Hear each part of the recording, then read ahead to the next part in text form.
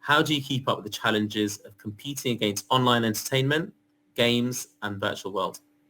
Yeah, things have changed. It's a really good question because things have changed dramatically, haven't they, in the last 15 years or so since the advent of smartphones. Um, the the number of younger children now owning smartphones has gone up exponentially over the last 7 or 8 years. So, it's still probably not completely saturated at the sort of 5-year-old level. But, even at that age, they've got access to tablets, even younger than that. Mhm. So that's what's occupying a lot of their time instead of the traditional toys.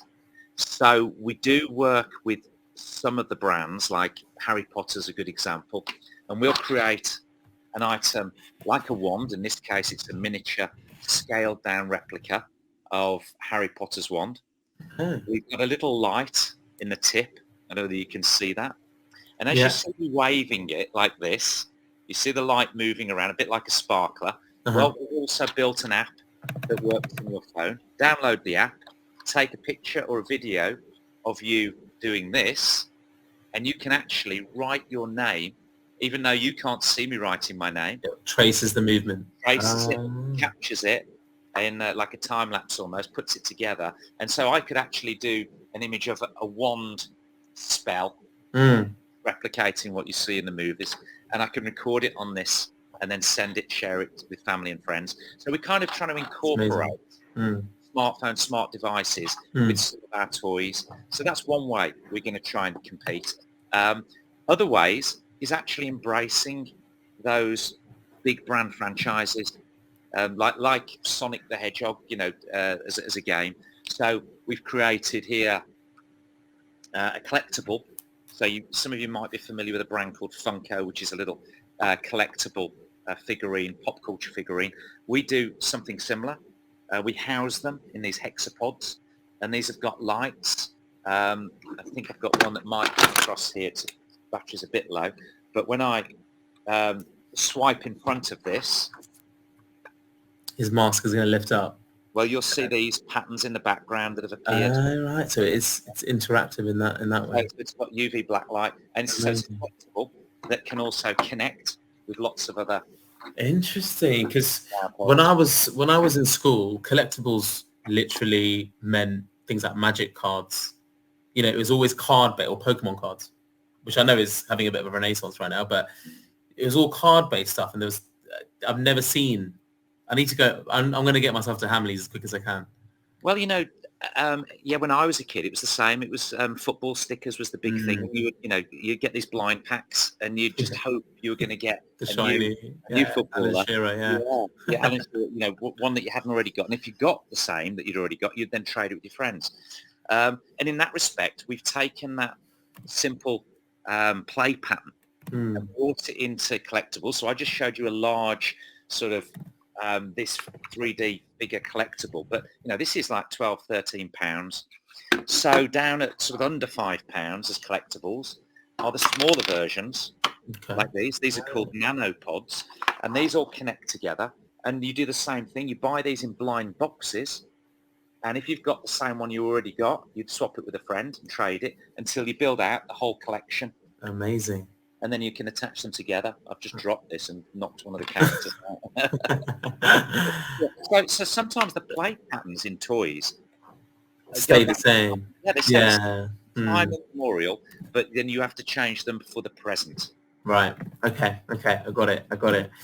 Fascinating stuff. Mr. Doyle, and your question is a very valid one. I will come back to that. So don't worry. We won't forget that. Well, the answer to that is a lot. I'll just fine. Yeah. If I can share this, is it Porrig, pronounced Porrig or Padrig? Apologies if I've pronounced your name incorrectly. How much of a deposit does Universal demand? And they do. They ask for what's called an advance. So if and some of this stuff, I'm not going to speak specifically about Universal, but the principle is the same. Whether it be Disney, Warner Brothers, any of these mega franchises.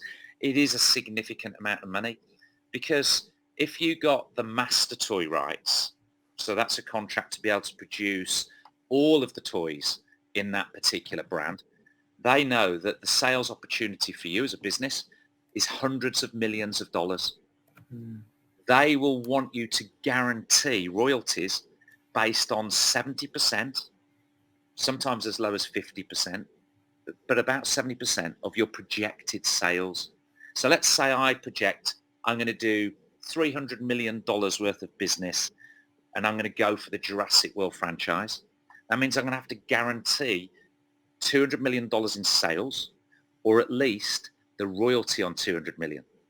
So if you imagine the royalty on the 200 million was 20%, so that's 60, I've got my maths right, sorry, $40 million I would have to guarantee to Universal.